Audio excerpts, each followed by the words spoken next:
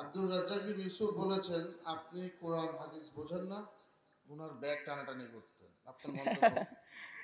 আচ্ছা, যাই হোক, আমাকে একটা কেউ যেন এরকম একটা মানে ভিডিও দিয়েছিল। শেখ আব্দুর রাজ্জাক বিন ইউসুফ হাফিজুল্লাহকে প্রশ্ন করেছেন যে ভারতের বেয়াদা রাহুল হোসেন প্রসঙ্গে কিছু বলেন। তো আমার যতটা মনে আছে, আমার স্মৃতিশক্তি থেকে বলছি, উনি সম্ভবত এইভাবে বলা শুরু করেছিলেন যে আমি জানি না, তার সম্পর্কে আমি অবগত নই, তবে আমার জানা মতে তার কোরআন হাদিস না জানা থাকারই কথা। তারপরে এই কথা বলে তিনি বলেছিলেন, সম্ভবত আমার যতটা স্মৃতিতে আসছে, তবে যখন আমি যেতাম ভারতে সেই সময় ব্যাগ টানাটানি করতেন, কিছুক্ষণ থেমে বলেছিলেন, তবে তার কথাবার্তা চলন বলন ভালো। আমার যত মনে হচ্ছে এইভাবে বলেছিল, তাই কি না?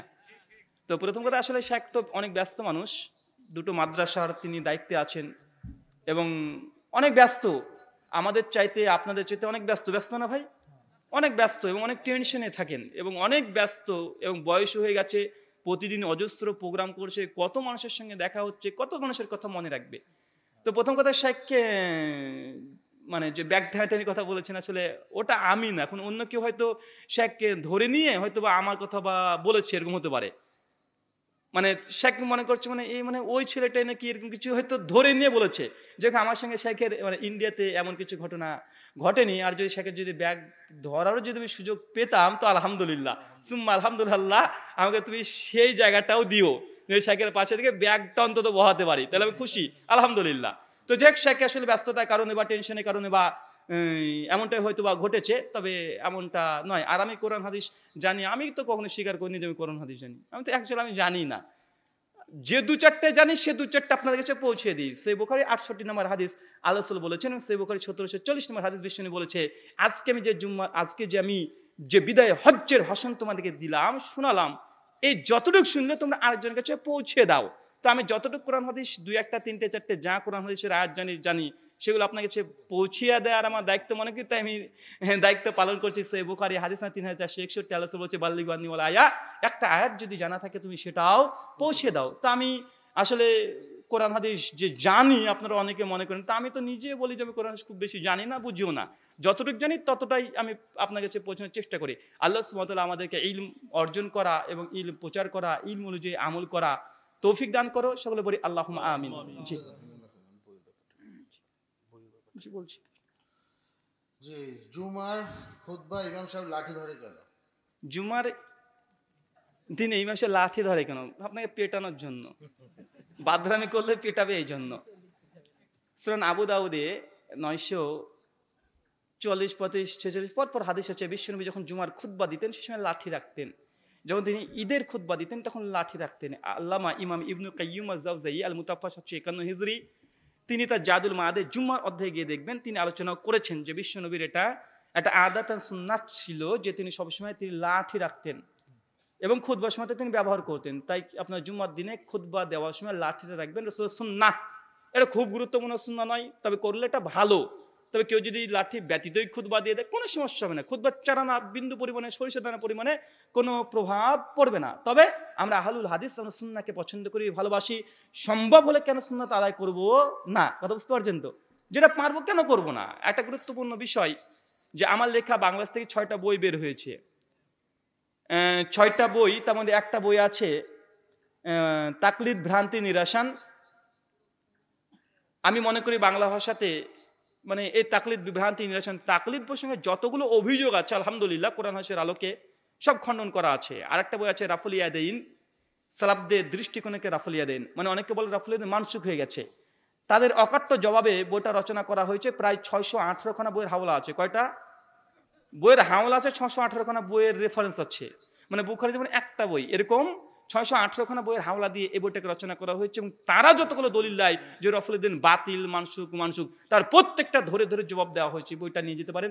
আর একটা বই আছে মৃত ব্যক্তির জন্য জীবিতদের করণীয় এবং বর্জনীয়, বাপ মারা গেলে, মা মারা গেলে আপনি কি করবেন আর কি করবেন না, এই মর্মে। আরেকটা বই আছে আহলে হাদিস হানাফি মাযহাব ইখতিলাফ নিরাসান, তো নামাজের তাকবীর থেকে সালাম পর্যন্ত হানাফি আহলে সুন্নাতের যে পার্থক্য আছে এটাকে দলিল ভিত্তিক তাহাকিকি জবাব সে বইটাকে আলোচনা করা আছে। আরেকটা বই আছে, সম্ভবত মনে পড়ছে না, যাই হোক টোটাল 6টা বই আছে। 6টা বই 300 টাকা না বাংলাদেশ? 350। 350। 6টা বই আছে, একদম প্রকাশনী থেকে নেওয়া আসা। 350 টাকা, আমাদের লাভের জন্য নয়। 6টা বই এমনি দোকান থেকে কিনতে গেলে প্রায় 400 450 টাকা লেগে যাবে। 350 টাকা 6টা পুরো বইয়ের সেট যারা নিতে চাইবেন নেবেন। এবং আমি বলবো যে অন্ততপক্ষে বইগুলো আমার জানা মতো আমি যেগুলো লেখার চেষ্টা করছি, যে সমস্যাগুলো আপনারা ফেস করেন, সর্বদা প্রশ্ন আসে আমাদের হানাফি ভাইদের তরফ থেকে, যে দাওয়াতি কাজে নতুন নতুন এসেছেন, ইনশাল্লাহ বইটাতে প্রত্যেক পৃষ্ঠায় পৃষ্ঠায় একটা ইলমের একটা আপনার জন্য একটা আকর্ষণমূলক কিছু থাকবে ইনশাল্লাহ। জি, অনুষ্ঠান শেষ হওয়ার পরে স্টেজ থেকে কালেকশন করবেন। জি মোহতারাম, না বইটা কালেকশন করবেন। প্রোগ্রাম শেষ হওয়ার পর স্টেজে থেকে বইটা সংগ্রহ করবে। জি। জি মোহতারাম, জোহর, মাগরিব ও এশার নামাজের পর নফল নামাজ পড়া যাবে কি? জোহর, মাগরিব, এশা নফল নামাজ যদি প্রতিদিন কন্টিনিউ এটাকে খাস করে নেন তাহলে আপত্তি আছে। প্রতিদিন যদি কন্টিনিউ খাস করে নেন যে পড়তে হয় এই মনে করে যদি পড়েন তাহলে এটা কি আছে, আপত্তি আছে। কিন্তু আপনি যদি মনে করেন যে না, আপনি এমনি নফল সালাত সময় আছে পড়ছেন, ভবিষ্যতে কি করবেন, মসজিদে আছেন পড়ছেন, এই অর্থে হলে সে বুখারী 46 নম্বর হাদিস আল্লাহ রাসূল বলেছে যে নফল সালাত এটা অতিরিক্ত করা, এটা আল্লাহ সুবহানাহু ওয়া তাআলার কাছে অতীব, এটা একটা গুরুত্বপূর্ণ আমল, তাই করতে পারেন নফল সালাত হিসাবে। কিন্তু শরীয়তের বিধান খাস করতে হবে এমন ভাবে যদি করে এটা একটা বিদাত হয়ে যাবে। কেন? কারণ যে সময়তে যে সালাত নেই ওটাকে নির্দিষ্ট করে নেওয়াটাই বিদাত। কথা বুঝতে পারছেন? যদি মনে করেন আমরা জানি যে আল্লাহ রসুল তিনি সাদা পাগড়ি পরেছেন, কালো পাগড়ি পরেছেন, সবুজ পাগড়ি পরেছেন, এখন যদি মনে করেন যে না আমরা শুধু সবুজই পরবো, তাই সবুজ কালারটা এটাও বিদাত হয়ে যাবে। কেন বলেন তো ভাই? ও খাস করে নিয়েছে, আসল সবুজও পড়তেন, কালোও পড়তেন, সাদাও পড়তেন, কিন্তু আপনি বলছেন আমরা সবুজই পরবো, এটাই আমাদের সিম্বল, এটাই আমাদের একটা ফ্যাক্ট। যদি মনে করেন আর অন্য কোনো পড়েন না, তো ভাই এটাকে খাস করে নিয়ে একটা সুন্নাতকে, এটাকে এক ধরনের বিদাত। কথা বুঝতে পারছেন? আসলে সেটা স্পষ্ট হয়েছে। জি জি, আমাদের অনেকগুলো প্রশ্ন রয়ে গেছে, রাত অনেক হয়ে গেছে, যত সংক্ষিপ্ত উত্তর দেওয়া যায়। সন্তানদের আকিকার নামের সাথে অন্য নাম যোগ করা যাবে কি? জি, কোনো সমস্যা নেই। যে আব্দুল রাজ্জাক বিন ইউসুফ বলেছে মাস্ক পরে নামাজ পড়া হারাম। জি না, আমরা এটাকে মনে করি না হারাম। তবে যে হাদিসের আলোকে বলেছে সুনান আবু দাউদের হাদিস, হাদিসের দুর্বলতা আছে। হাফেজ জুবাইর যাই সনদ থেকে যাই বলেছে, শেখ সোহেব নাওত যাই বলেছে। গর্ভবতী অবস্থায় বউয়ের সাথে সহবাস করার বিধান কি? যা ইচ্ছা, কোনো সমস্যা নেই, একদম শস্য ক্ষেত্র। যতক্ষণ পর্যন্ত আপনার স্ত্রী কোনো সমস্যা হচ্ছে না ততক্ষণ পর্যন্ত আপনি এরকম আপনাদের নিজেদের চাহিদা মতো আপনারা উপভোগ করতে পারেন। মুফতি কাজী ইব্রাহিম বলেছে বি প্লাস গ্রুপের রক্ত মানুষ বেশি আল্লাহ ভীরু হয়। আমার একটা বোন আছে হিন্দু, তার বি পজিটিভ রক্ত, আল্লাহর ওলি কিনা একটু দেখতে হবে। আমার একজন কলিগ বয়স 43-45 বছর, দাড়ি রাখতে বললে বিভিন্ন যুক্তি প্রদর্শন করে। দয়া করে কোরআন হাদিস থেকে দলিল। সহিহ বুখারী হাদিস না 5891, আল্লাহ রাসূল বলেছে দাড়িটাকে বড় করো, গোঁফটাকে ছোট করো। এটাই হাদিস, এটাই করতে হবে। প্রত্যেকটা নবী রাসূলের বেশ কিছু কমন সুন্নাহ ছিল, তার মধ্যে একটা দাড়িটাকে বড় করা, গোঁফটাকে ছোট করা, বগল তথা গোপ্তঙ্গের লোম ঊর্ধ্বটান 40 দিন কেটে ছোট করে ফেলা, আর নখটাকে কেটে নেওয়া। এটা হচ্ছে প্রত্যেকটা নবী রাসূলের সুন্নাহ, তাই এটা গুরুত্বপূর্ণ সুন্নাহ, এটাকে আমল করতে হবে। জি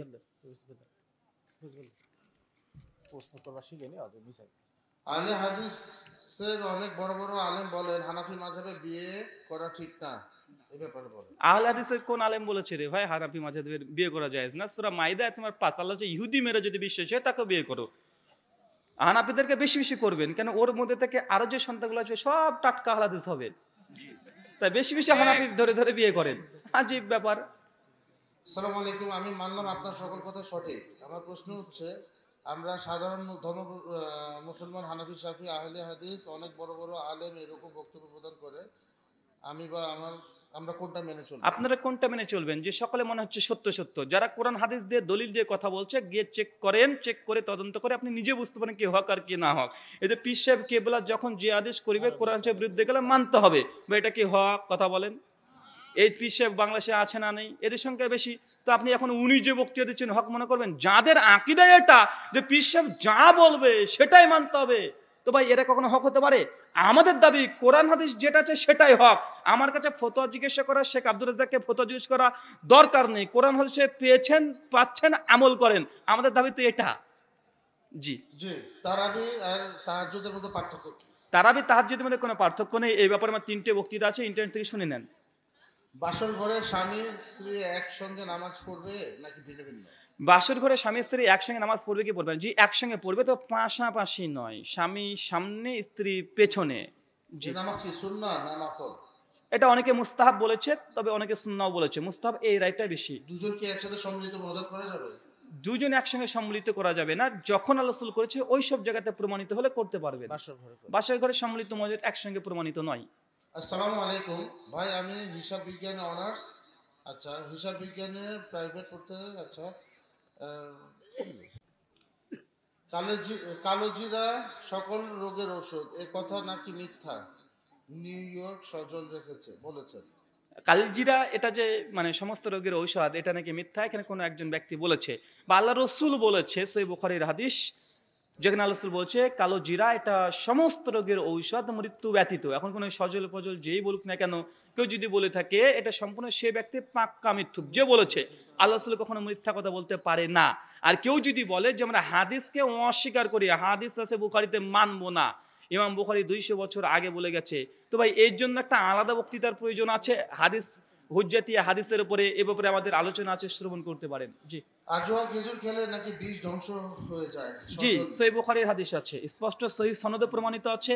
আর প্রথম কথা, এই প্রশ্ন যেগুলো করছে, যেগুলো হাদিস যারা অস্বীকার করে তাদের দাবি, তো আমার একটা জবাবই একটা আলোচনা আছে, হাদিস কি শরীয়তের দলিল, এ বিষয়ে একটা ভিডিও বক্তৃতা আছে। তারা যতগুলো হাদিসকে অস্বীকার করার জন্য দলিল ব্যবহার করে, সবগুলো আলহামদুলিল্লাহ জবাব দেওয়া হচ্ছে, ওগুলো শুনতে পারেন। ডক্টর রায়কুল্লাহ আব্বাসী তাবিজ পড়াতে জায়েজ বলেছেন, আপনার মন্তব্য কি? ওয়ালাইকুম আসসালাম ওয়া রাহমাতুল্লাহি ওয়া বারাকাতুহু। তাবিজ পড়াকে জায়েজ বলেছে, এটাতে আমার মন্তব্য কি? আমাদের কোনো মন্তব্য আমরা আহলে হাদিস দিই না, আমরা বলি যে আল্লাহ রাসূলের মতামত কি। সুনান তিরমিজি হাদিস নাম্বার 2072, সুনান আবু দাউদ হাদিস নাম্বার 4883, মুসনাদে আহমদ হাদিস নাম্বার 13176, আল্লাহ রাসূল বলেছেন মান তাওয়াল্লাকা তামিমাতান ফাকাদ আশরাকা, যে ব্যক্তি তাবিজ ঝোলালো সে শিরক করলো। ভাই কে বলেছে? আল্লাহ রাসূল বলেছে যে তামিমা, যে কোনো তামিমা ঝুলিয়েছে সে আশরাকা, সে হচ্ছে শিরক করেছে। তো আল্লাহ রাসূল বলেছে তাবিজ করা যাবে না। সুনান ইবনে মাজাতে বিশ্বনবী আব্দুল ইবনে মাসউদ রাদিয়াল্লাহু তাআলা আনহুর ঘরে একটা মেয়ে এসে আব্দুল ইবনে মাসউদের স্ত্রীকে কিছু তাবিজ এই জাতীয় কিছু দিয়ে গেছে, তিনি পড়েছেন। ইবনে মাসউদ এসে দেখছে তার স্ত্রী গায়ে একটা তাবিজ ঝোলানো। ইবনে মাসউদ রেগে গেছে, কি ব্যাপার, কি সমস্যা? তো এই সমস্যাতে একটা বয়স্কা মেয়ে এসে আমাকে তাবিজটা দিয়ে গেছে।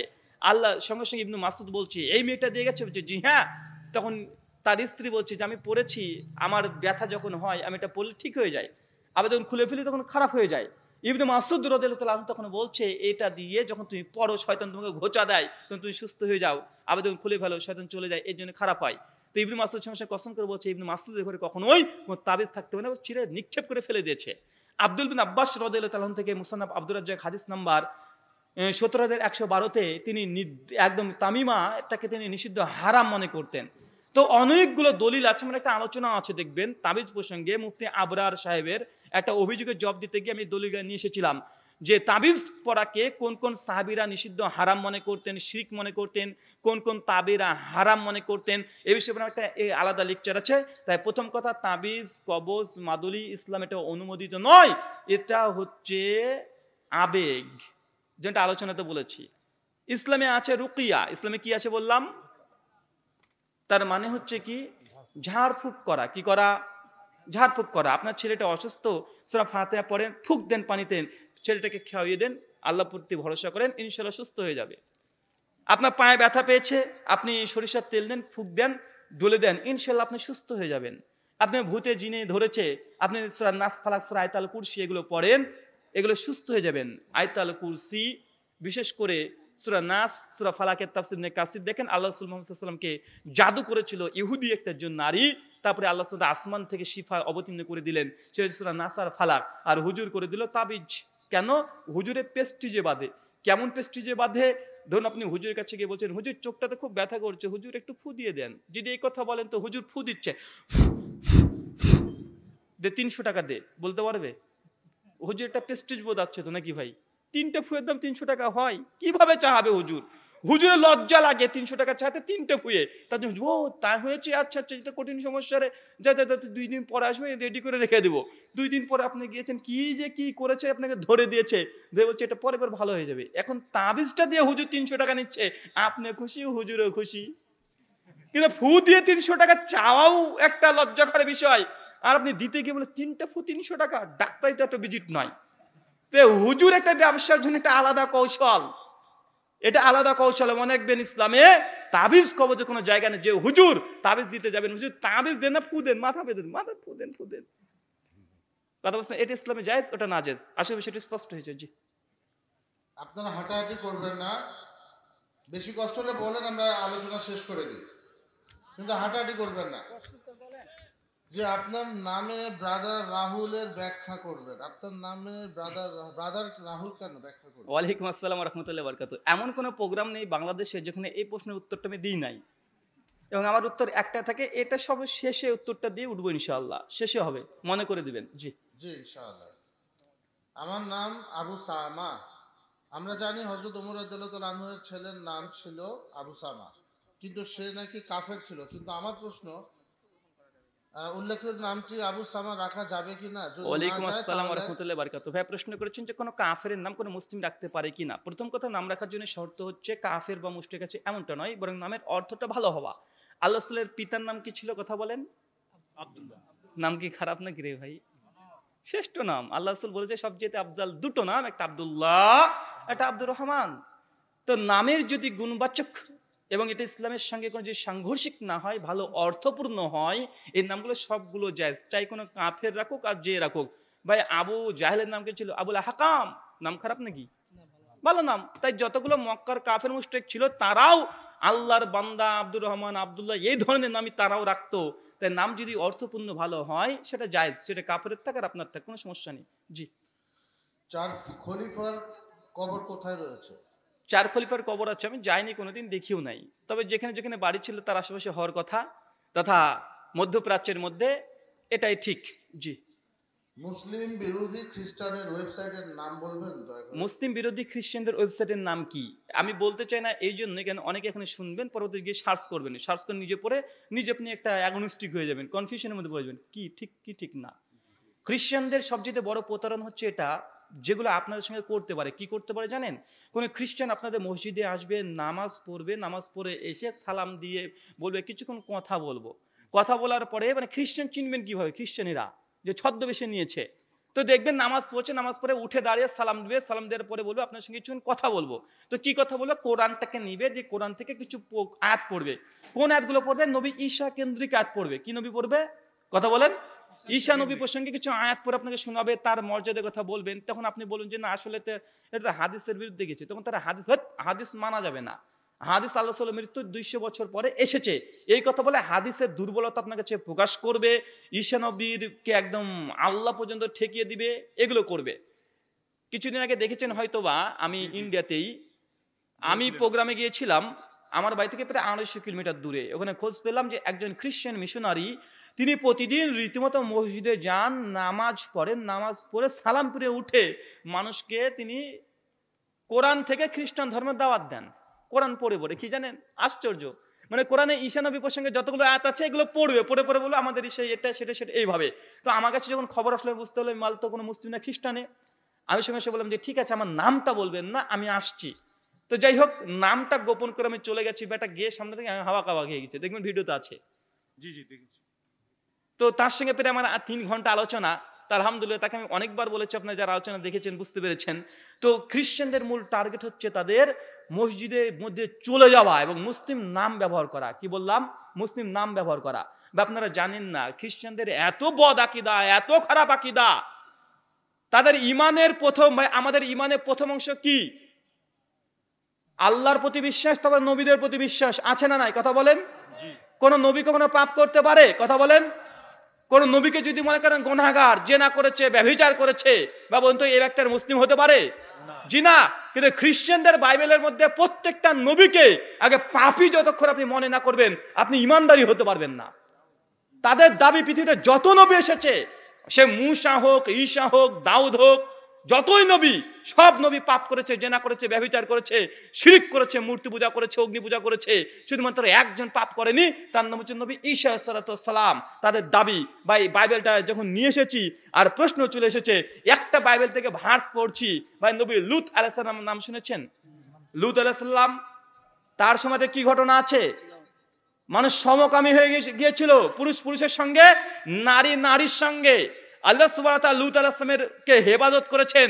পবিত্র কোরআন সূরা আনাম সূরা 6 আয়াত নম্বর একদম 88 পর্যন্ত দেখেন, আল্লাহ সুবহানাহু 18 জন নবীর নাম নেওয়ার পরে বলছে কুল্লু মিনাস সলিহিন, প্রত্যেকটা নবী ছিল সলেহ, তারা উত্তম, তারা ভালো চরিত্রের মানুষ ছিল, কেউ খারাপ কোনো চরিত্রের মানুষ না। তবে দেখেন খ্রিস্টানদের ধর্মগ্রন্থ নাম হচ্ছে বাইবেল, বাংলাদেশের ছাপে যে কিতাবুল মুকাদ্দাস নামে, আবার এখানে ধোঁকা দেওয়ার জন্য কি লিখেছে জানেন? তওরাত শরীফ, জবুর শরীফ, নবীদের কাহিনী, ইনজিল শরীফ। বাবা, তওরাত পৃথিবীতে আছে? নাম দিয়েছে দেখেন তওরাত, কত বড় প্রতারক। বলছে জবুর, ভাই জবুর পৃথিবীতে আছে? আর নাম দিয়েছে জবুর। নাম হচ্ছে ইনজিল শরীফ, ভাই পৃথিবীতে ইনজিল আছে? ইনজিল নেই, নাম দিয়েছে কি? ইনজিল শরীফ। কত বড় প্রতারক দেখেছেন। তাদের ধর্মগ্রন্থের নাম কি? বাইবেল, কিন্তু নাম দিয়েছে তওরাত, জবুর, ইনজিল। ভাই কিতাবুল মুকাদ্দাস এটা বাংলা না আরবি? আরবি ভাষা। তো কিতাবুল মুকাদ্দাসের আরবি বইয়ের নাম দেওয়ার কি দরকার? বাঙালিদের মধ্যে আরবি ভাষায় বইয়ের নামকরণ করে, এটা প্রতারণা না ভাই? ভাই খ্রিস্টানদের, বিশেষ করে মনে রাখবেন, খ্রিস্টানদের তাদের মূল সাইন কি? ক্রুশ। ক্রুশ না ভাই? ক্রুশ চিহ্ন। কিন্তু দেখেন এটা কিসের ছবি দিয়েছে বলেন তো, আপনি পাশে আছেন? মসজিদ দিয়েছে, মসজিদ দিয়েছে। ভাই ওরা কি মসজিদে আসে? মসজিদ দিয়েছে কেন? কারণ মুসলিমরা যখন দেখবে কিতাবুল মুকাদ্দাস, তওরাত, জবুর, ইনজিল, আমাদের নবীদের পুরো অবতীর্ণ কিতাব, এটা নিয়ে আগ্রহে পড়বে, পরে ভিতরে গিয়ে উল্টাপাল্টা বিশ্বাস করে কাফের করে দিবে। এই সম্পূর্ণটাই প্রতারণাতে পরিপূর্ণ। গোটা বাইবেলটাকে নাম দিয়েছে কিতাবুল মুকাদ্দাস। এই নামে মসজিদে মসজিদে, অনেক মসজিদ থেকে কিতাবুল মুকাদ্দাস পাওয়া গেছে। দিনাজপুরের আর হচ্ছে বিশেষ করে আপনার ওই নীলফামারীর দিকে অনেকগুলো, লালমনিরহাট, অজস্র মুসলিম দিকে খ্রিস্টান বানিয়ে নিয়েছে, তারা জানেই না। একটা অংশ পড়বো বাইবেল থেকে, অনেক আপনারা বাইবেল জানেন না। কি আমরা যদি বলি যে বাইবেল প্রসঙ্গে বলি, মুখ থেকে যদি বলি, আপনি বলেন যে আমরা অন্য ধর্মের সমালোচনা করছি। দেন বাইবেলে কি লেখা আছে? প্রথম কথা, কোনো নবী পাপ করতে পারে না। পাপ তো দূরের কথা, নবীরা পাপ, বড় পাপের কথা করতে পারে না। বাইবেল থেকে শুধুমাত্র একটা পড়বো, বুক অফ জেনেসিস, যেটাকে আদি পুস্তক বলা হয়। আর এটাতে আছে পাইদায়েশ 19 নম্বর অধ্যায় 30 নম্বর ভার্স। কি বললাম? বাইবেলের ফার্স্ট বুক অফ জেনেসিস, যেটা ইংলিশ ভার্সনটা বলছি, first book of Genesis, chapter number 19 verse 30 to 46। Bangla যেটা কেরির অনুবাদ বাইবেল আছে, আদি পুস্তক, ওল্ড টেস্টামেন্ট, পুরাতন নিয়ম, 19 অধ্যায় 30 থেকে 46। কিতাবুল মুকাদ্দাস বাংলাদেশ প্রকাশনী, পায়দায়েশ 19 অধ্যায় 30 থেকে 46। একজন নবীর ঘটনা বর্ণনা করছে। নবীর নাম হচ্ছে লূত আলাইহিস সালাম। কোন নবী? কথা বলেন। লূত আলাইহিস সালাম প্রসঙ্গে কি লিখছে দেখেন। আর আমি যদি মিথ্যা কথা বলি, আমার জিভটাকে কেটে দিবেন, আর আপনি অন্য ধর্মের সমালোচক বলে কেস করে দেন, আমার কোনো আপত্তি নেই। তো যে কথা বলবো সেটা প্রমাণ দিয়ে যেতে পারবো। কি লিখছে দেখেন নবী লূত প্রসঙ্গে। হ্যাঁ, 30 নম্বর ভার্স বলছে, শেওর থাকতে সাহস হলো না বলে লূত তার মেয়ে দুটোকে নিয়ে সেখান থেকে বের হয়ে পাহাড়ি এলাকায় চলে গেলেন। মানে নবী লূত আলাইহিস সালাম তিনি তার দুটো মেয়েকে সঙ্গে নিয়ে তিনি একটা পাহাড়ি অঞ্চলে চলে গেলেন। কথা বোঝেন ভাই? এটা ধর্মগ্রন্থ বলছি, পবিত্র বাইবেল। এটা কি পবিত্র না অপবিত্র আপনারা নির্ধারণ করবেন। তারপরে দেখছি দেখেন কি বলছে 31 নম্বর পদ। পরে একদিন বড় মেয়েটি ছোট মেয়েটিকে বলল, বাবা তো বুড়ো হয়ে যাচ্ছেন, এই এলাকায় এমন কোনো পুরুষ লোক নেই যিনি এসে দুনিয়ার নিয়ম মতো আমাদের বিয়ে করতে পারেন। মানে লূত আলাইহিস সালামের দুই মেয়েকে নিয়ে লূত আলাইহিস সালাম একটা পাহাড় এলাকায় চলে গেছে, যেখানে কোনো মানুষ নেই। শুধু নবী লূত আলাইহিস সালাম আছে আর তার দুই মেয়ে আছে। তখন দুই মেয়ে, বড় মেয়ে তখন বলছে, আমরা এমন জায়গাতে আছি এখানে কোনো মানুষ নেই, আর দুনিয়ার নিয়ম বিয়ে করবে এরকম কোনো মানুষও নেই, শুধু আমার বাবাই আছে, মানে কোনো পুরুষ নেই। এরপর দেখেন 32 নম্বর ভার্স কি বলছে, চলো আমরা আমাদের বাবাকে আঙ্গুর রস খাইয়া মাতাল করে তার কাছে যাই। এর খ্রিস্টানটা প্রতারণা করছে, আঙ্গুর রস খাইয়ে মাতাল করি। আসলে এটা মূল হিব্রু ভাষাতে এটা আঙ্গুর রস না, এটা হচ্ছে মদ, ওয়াইন। মানে মদ, মানে তখন বড় মেয়েটি পরিকল্পনা করলো লূত আলাইহিস সালামের, চলো আমাদের বাপকে মদ খেয়ে মাতাল করে দিই, বা আঙ্গুর রস খেয়ে মাতাল হয়, কথা বলেন। আচ্ছা আঙ্গুর রস করেছে কেন বলেন তো? কারণ মুসলিম যখন পড়বে মদ, আরে মদ খাওয়া তো হারাম, এটুকু তো মুসলিম জানে, তো মদটা লেখে নেয় কেন, ধোকা দিতে পারবে না, এই মদকে কেটে করেছে আঙ্গুর রস। কত বড় প্রতারক। তারপর লিখছে দেখেন, চলো আমরা আমাদের বাবাকে আঙ্গুর রস খাইয়া মাতাল করে তার কাছে যাই, তাতে বাবার মধ্য দিয়ে আমরা আমাদের বংশ রক্ষা করতে পারবো। বলে নাউজুবিল্লাহ মিন জালিক। বড় মেয়ে পরিকল্পনা করছে, চলো আমাদের বাবা তথা লূত আলাইহিস সালামের কাছে যায়, তার সঙ্গে শুয়ে থাকবো, নাউজুবিল্লাহ মিন জালিক, তারপরে বংশ রক্ষা করবে। বলে নাউজুবিল্লাহ মিন জালিক। এরপর দেখেন চক্রান্ত করছে কি, দেখেন সেই কথা মতে সেই দিন রাতের বেলা তারা তাদের পিতাকে আঙ্গুর রস খাইয়া মাতাল করিল। অতঃপর বড় মেয়েটি তার পিতার সঙ্গে শুতে গেল। নাউজুবিল্লাহ, নাউজুবিল্লাহ বলেন ভাই। নবী লূত আলাইহিস সালাম প্রসঙ্গে লিখছে, আমার আপনার প্রসঙ্গে নয়, তার সাহাবীদের প্রসঙ্গে নয়, একজন নবী প্রসঙ্গে লিখছে, যে নবীর প্রসঙ্গে পবিত্র করা হচ্ছে কুল্লু মিনাস সালিহিন, এরা প্রত্যেকে নেক ছিল, সৎকার ছিল। নবী লূত আলাইহিস সালাম সমকামিতার ভয়ে সে দুর্বল গতিতে এলাকা ত্যাগ করে চলে গেছে, সেই নবীকে তার মেয়ের সঙ্গে জেনা করিয়েছে। ভাই এটা পবিত্র আছে না অপবিত্র, কথা বলেন? এটা পবিত্র বাইবেল আর বলা যায়? নবীদের পরে যারা অপবিত্র কথা লিখেছে, জেনা করেছে, ভাই শ্রেষ্ঠ জেনা কোনটা বলেন তো? নিজের মেয়েকে জেনা করা। আর এই জেনাটা নাকি নবী করেছে, মানে নাউজুবিল্লাহ মিন জালিক। এরপরে কথা কি লিখছে দেখেন, সেই কথা মতো সেই দিন রাতের বেলা তারা তাদের পিতাকে আঙ্গুর রস খাইয়া মাতাল করিল। তারপর বড় মেয়েটি তার পিতার সঙ্গে শুতে গেল, কিন্তু কখন সে শুলো আর কখন বা উঠে গেল, লূত তার টেরও পেল না। বলে নাউজুবিল্লাহ মিন জালিক। বা একজন ব্যক্তি যতই মাতাল হোক, মেয়ের কাছে শুতে দেবে বুঝতে পারবে না, কথা বলেন? মেয়ের কাছে যদি যায় ভাই বুঝতে পারবে না, যতই অন্ধকার কুটকুটে ভিতে হোক, মদগর মাতাল হোক, মেয়ের কাছে যদি যায় বুঝতে পারে, যে মেয়েটাকে বড় করলে এতদিন ধরে, বুঝতে পারবে না। বলছে মেয়ের কাছে গিয়েছে, বলে নাউজুবিল্লাহ। এরপর দেখেন এখানে শেষ না রে ভাই, পড়তেই মানে কেমন রাগ লাগে, যে এটা নবী প্রসঙ্গে লিখেছে, মানুষ না পায়জামা।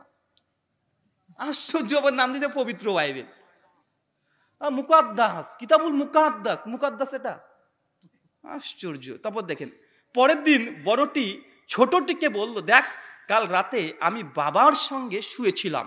বড় মেয়েটি ছোট মেয়েটিকে বলছে, দেখেন চল আজ রাতেও তোকে তেমনি করে মাতাল করি, তেমনি করে তাকে মাতাল করি, তারপর তুমি গিয়ে তার সঙ্গে শোবে। বড় মেয়ে তো এই কাজ করেছে, ছোট বোনটাকে বলছে, কাল তো আমি ছিলাম, চল আজকে আমার বাবাকে আবার মাতাল করবে, তুই যাবি। বলে নাউজুবিল্লাহ মিন জালিক। এরপর বলছে, তাহলে বাবার মধ্যে দিয়ে আমরা আমাদের বংশ রক্ষা করতে পারবো। 35 নম্বর ভার্স বলছে, এইভাবে তারা সেই রাতেও তাদের পিতাকে আঙ্গুর রস খাইয়ে মাতাল করিল এবং ছোট মেয়েটিকে বাবার সঙ্গে শুতে গেল। মেয়েটি কখন যে তার কাছে শুলো এবং কখন যে উঠে গেল তিনি টেরও পেলেন না। এইভাবে লূতের 2 মেয়ে তাদের পিতার দ্বারা গর্ভবতী হলো। নাউজুবিল্লাহ মিন জালিক। ভাই যে বাপ, আপনি বাপ আছেন না, আমরা বাপ আছেন না ভাই, আপনি চিন্তা করতে পারেন নিজের মেয়ের সঙ্গে কাজটা করে গর্ভবতী করবে? নাউজুবিল্লাহ মিন জালিক। মানুষ চিন্তাই করতে পারে না, একজন সভ্য মানুষ সেটা নবীর উপর অপবাদ লাগিয়েছে, সেটা বানাকে ধর্মগ্রন্থ। আশ্চর্য। তারপরে কি লিখছে দেখেন, মানে যত পড়বেন এতই নোংরা কথা আছে। আমি তো লূত আলাইহিস সালাম প্রসঙ্গে বললাম, আরো নবী প্রসঙ্গে লিখেছে, ইনশাআল্লাহ আপনাদেরকে একদিন শোনাবো যে তাদের নবীদের প্রসঙ্গে যদি এই কথা লিখে, বা আর এটাকে কোনো মুসলিম গ্রহণ করতে পারে? আশ্চর্য বিষয়। তারপর দেখেন কি বলছে, এইভাবে তারা সেই রাতেও তাদের পিতাকে আঙ্গুর রস খাইয়া মাতাল করলো এবং ছোট মেয়েটিকে বাবার সঙ্গে শুতে গেল। মেয়েটি কখন যে তার কাছে শুলো, কখন যে চলে আসলো, সে টেরও পেল না। এইভাবে লূতের 2 মেয়ে তাদের পিতার দ্বারা গর্ভবতী হলো। পরে বড় মেয়েটির একটি ছেলে হলো, সে তার নাম রাখলো মোয়াব। মোয়াব নাম রাখা হলো। লূতের মেয়ের সঙ্গে জেনা করে যে সন্তান, তার নাম মোয়াব। এই মুয়াবি এখনকার মুয়াবিয়দের আদি পিতা, মানে একটা ওই মুয়াবিয়া থেকে তাদের, মানে আমাদের মুয়াবিয়া আলাইহিস মানে সাহাবী মুয়াবিয়া না, ইহুদিদের মধ্যে একটা দল আছে, একটা গোত্র আছে, তাদের মুয়াবিয়া, ওদের আদি পিতা। চিন্তা করেছেন, গোষ্ঠী শুধু তৈরি হয়ে গেছে একটা, ব্যভিচারে বাপের জন্ম দেওয়া মেয়ের সঙ্গে একটা মানে বংশ তৈরি হয়ে গেছে। তারপর দেখেন কি বলছে, এই মেয়ে, হ্যাঁ, পরে ছোট মেয়েটিকেও একটি ছেলে হলো, আর সে তার নাম রাখলো বিন আম্মি, যার মানে আমার বংশের সন্তান। সেই এখনকার আম্ময়নীদের আদি পিতা, মানে ইহুদিদের মধ্যে একটা দল আছে আম্ময়নী, তাদের একটা আদি পিতা। মানে লূত আলাইহিস সালাম তার নিজের 2 মেয়ের সঙ্গে জিনা করেছে, ব্যভিচার করেছে, সন্তান হয়েছে, বংশ তৈরি করেছে। বল নাউজুবিল্লাহ মিন জালিক। বা এটা হচ্ছে খ্রিস্টানদের ধর্মগ্রন্থ বাইবেলে আছে, আমাদের নবী লূত আলাইহিস সালাম প্রসঙ্গে লিখেছে, বা কোনো মুসলিম বিশ্বাস করতে পারে? আশ্চর্য। সাবধান থাকবেন, তাদের ফাঁদে পা দেবেন না। জি জি, প্রশ্ন পড়েন। যে যার মতো দলে আমির সেজে আছে, আমরা কোন দলে যাব? যে যে কোনো দলের আমির সেজে আছে, কোন দলে যাবেন? প্রথম, আমির সব জায়গাতে হতে পারে। সভাপতি, আজকে আলোচনাটা সভাপতি আছে না? আছে। এটা যদি স্কুল করেন, স্কুলে একটা সভাপতি থাকে না? আছে। এখন যদি জামাত বলেন তাহলে ভিন্ন বিষয়, দল একটা আলাদা, জামাত হচ্ছে আলাদা। সুনান আবু দাউদ হাদিস নম্বর 4597, আল্লাহ রাসূল বলছে আমার উম্মতের মধ্যে 73টি দল হবে, কুল্লুহুম ফিন্নার, সবাই যাবে জাহান্নামে, ইল্লা মিল্লাতুন ওয়াহিদা, একটা দল যাবে জান্নাতে। সাহাবীরা জিজ্ঞেস মানে ইয়া রাসূলুল্লাহ, আল্লাহ রাসূল কোন দলটা জান্নাতে যাবে? আল্লাহ রাসূল জবাব দিয়ে দিলেন, মা আনা আলাইহি ওয়াস সাহাবী, যারা আমাকে মেনে চললো, আমার সাহাবীদেরকে মেনে চললো, আল জামা, এরা হচ্ছে সেই জামাত যারা জান্নাতে যাবে। কোন জামাত ভাই কথা বলেন? তার জন্য আমরা বলি যে কোনো দল, যত দল আছে থাক না, কোনো সমস্যা নেই, 10টা দল থাক, কিন্তু তাদের যদি মানহাজ যদি আহলুল হাদিস হয়, মানহাজ যদি সালাফি হয়, তবে তার অনুসরণ, তার কথা শোনা, এটা বৈধতা আছে। নির্দিষ্ট কোনো সংগঠন, নির্দিষ্ট কোনো দল, নির্দিষ্ট কোনো মাদ্রাসা কে হকের মানদণ্ড মনে করা, এটা একটা অজ্ঞতা। কি বললাম? হক কখনো নির্দিষ্ট দেশে থাকতে পারে না, নির্দিষ্ট সংগঠনে থাকতে পারে না, নির্দিষ্ট একটা মাদ্রাসায় থাকতে পারে না। কেউ যদি মনে করেন এই মাদ্রাসা থেকে এই কথা বলেছে এটাই ঠিক, তাহলে এটা একটা অন্ধ অনুসারী। যেমন আমাদের ইন্ডিয়াতে আছে দারুল উলুম দেওবন্দ, আছে না? দারুল উলুম দেওবন্দ থেকে হচ্ছে দেওবন্দি, এটা মাদ্রাসাকে তারা হক মনে করে। তাই কোনো মাদ্রাসাকে হকের মানদণ্ড মনে করলে এটা ভুল হবে, কোনো সংগঠনকে হকের মানদণ্ড মনে করলে ভুল হবে। কথা বুঝতে পারছেন? তাই হক যেই বলুক না কেন, তার হকটাকে গ্রহণ করবেন। যেমন আবু হুরায়রা শয়তানের কাছ থেকে আয়াতুল কুরসির ফজিলত শুনেছিল, হক শুনেছিল, শয়তান ইলম দিয়েছে কি দেয় না? দিয়েছে। তাই হক যে বলছে তার কথা শুনতে পারেন। যে বাংলাদেশের আমাদের ইন্ডিয়া সিসি রবিশঙ্কর যদি বলে মদ হারাম, তো মদ হারাম কেন? কোরআনে আছে হক, রবিশঙ্কর বলছে তো কি হয়েছে? কথা বুঝতে পারছেন? জি। জাযাকুমুল্লাহ খাইরান। মুসলমান কি হিন্দু কাউকে সালাম দিতে পারবে? মুসলিম কখনো হিন্দুকে সালাম দিতে পারে? সহিহ বুখারী কিতাবুস সালামের 3 নম্বর হাদিস, আল্লাহ রাসূল বলছে অমুসলিমকে কোনো মুসলিম প্রথমে সালাম দেবে না। তবে কোনো অমুসলিম যদি মুসলিমকে সালাম দিয়ে দেয়, সালামের উত্তরের ধরনটাকে পাল্টে দিয়ে একজন মুসলিম বলবে ওয়ালাইকুম, মানে সেম টু ইউ, মানে তুমি যা বলেছো আমি তোমাকে তাই বললাম। মাইক দিয়ে কি কালেকশন করা যাবে? মাদ্রাসায় মাইক দিয়ে কি কালেকশন করা যাবে? মাইক দিয়ে যদি আজান দেওয়া যায়, মাইক দিয়ে কালেকশন করাও যাবে। আল্লাহ রাসূল মুহাম্মদ সাল্লাল্লাহু আলাইহি ওয়াসাল্লাম ঈদের দিন সহিহ বুখারী 970 নম্বর হাদিস, বেলাল রাদিয়াল্লাহু আনহুকে আল্লাহ রাসূল খুতবা দেওয়ার পরে পাঠিয়ে দিতেন মেয়েদের মধ্যে, যাও তুমি গিয়ে টাকাগুলোকে নিয়ে আসো। মেয়েরা তার কালফুল, নাকের দুল এগুলো দিত। এ থেকে প্রমাণিত যে বিশ্বনবী নিজেই তিনি জামাতে গিয়ে তিনি বিভিন্নভাবে কালেকশন করেছে, এবং আল্লাহ রাসূল খুব কাতর কণ্ঠে তিনি মানে দান সাদকা করার কথা মেয়েদেরকে উৎসাহিত করেছিলেন। জি। স্বামী স্ত্রীর কোন পাশে শয়ন করবে? স্বামী স্ত্রীর কোন পাশে শয়ন করবে?